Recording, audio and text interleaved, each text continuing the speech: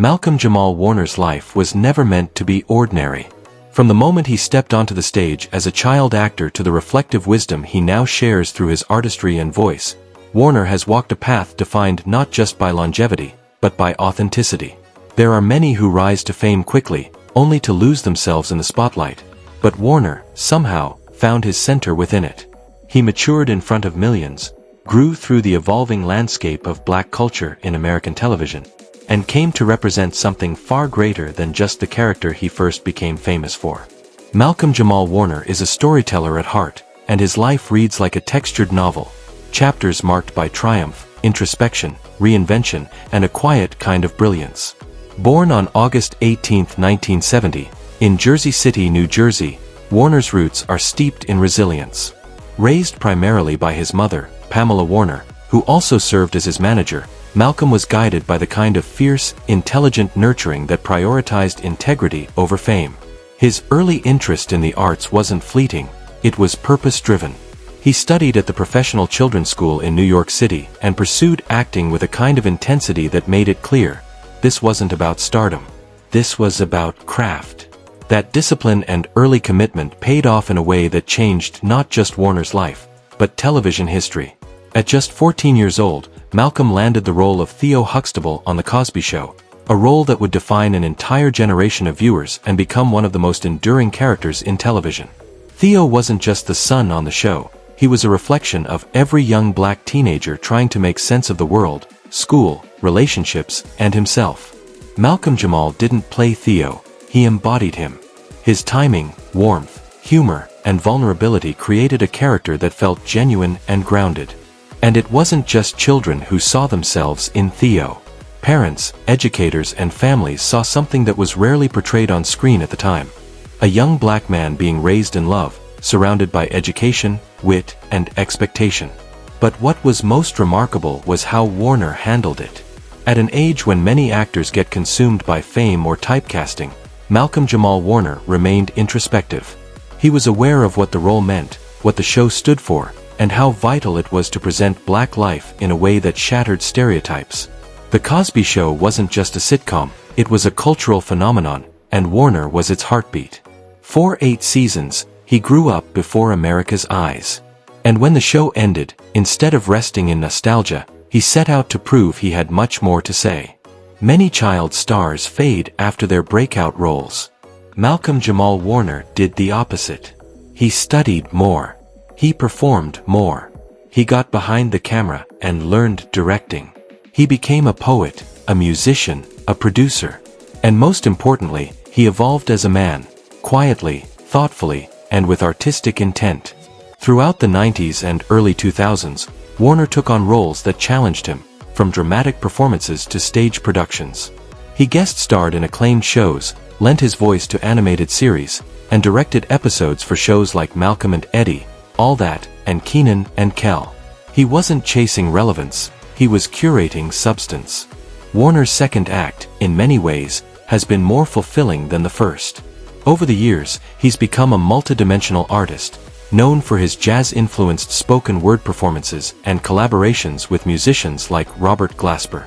His poetry is introspective and urgent, often touching on themes of race, identity, masculinity, and love. When he speaks, there's a rhythm to it, a clarity that only comes from someone who has spent decades observing the world with both caution and curiosity. He released albums, wrote essays, and performed in intimate settings that reminded audiences, he's not just an actor. He's a thinker, a feeler, a vessel of generational truths. His television renaissance began with roles that embraced the weight of maturity. On shows like Suits, Sons of Anarchy, and Major Crimes, Warner brought a gravitas that only comes with lived experience. He wasn't trying to be the teen idol anymore. He was carving out space as a dramatic actor of immense range. And then came The People v. O.J. Simpson, American Crime Story, where his portrayal of A.C. Cowlings gave him even wider critical recognition. But it was his role on The Resident as Dr. A.J. Austin, a brilliant, unconventional cardiothoracic surgeon, that truly reignited public appreciation for Warner's talent. A.J. wasn't just another character, he was layered, soulful, and, like Warner himself, unapologetically intelligent. In this role, Warner brought the same kind of integrity he's brought to every endeavor. His portrayal resonated deeply, not just because it was brilliantly acted, but because it mirrored Warner's personal evolution. A.J. Austen, like Malcolm-Jamal, is a man of conviction. A man who's endured both praise and pressure, who knows how to navigate institutions while keeping his spirit intact. Through that performance, Warner reminded us what black excellence looks like when it's cultivated, not commodified. Off-screen, Warner has remained a deeply principled and private man. He has spoken about his past relationships with respect, never exploiting personal narratives for attention. He became a father later in life, and by all accounts, it has been his most cherished role.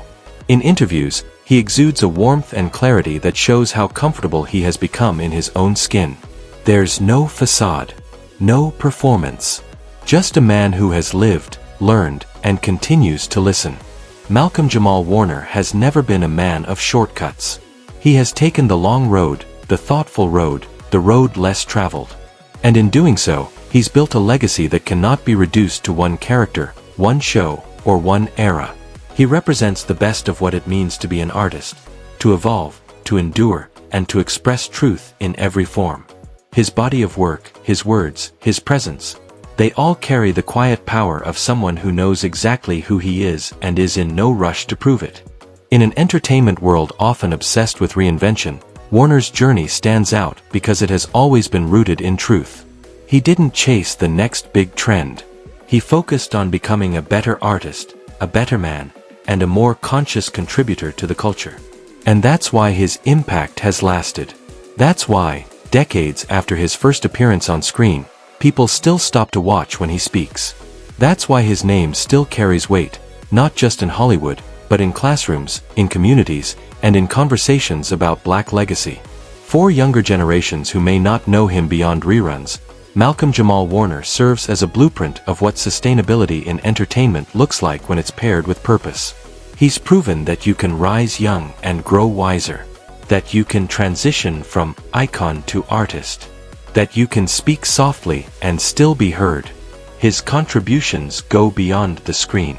They're found in his music, his mentorship, and in the countless people he has inspired to live and create authentically. There's something deeply comforting about the way Warner has aged, both personally and professionally. He never lost himself to the machine. He never chased controversy.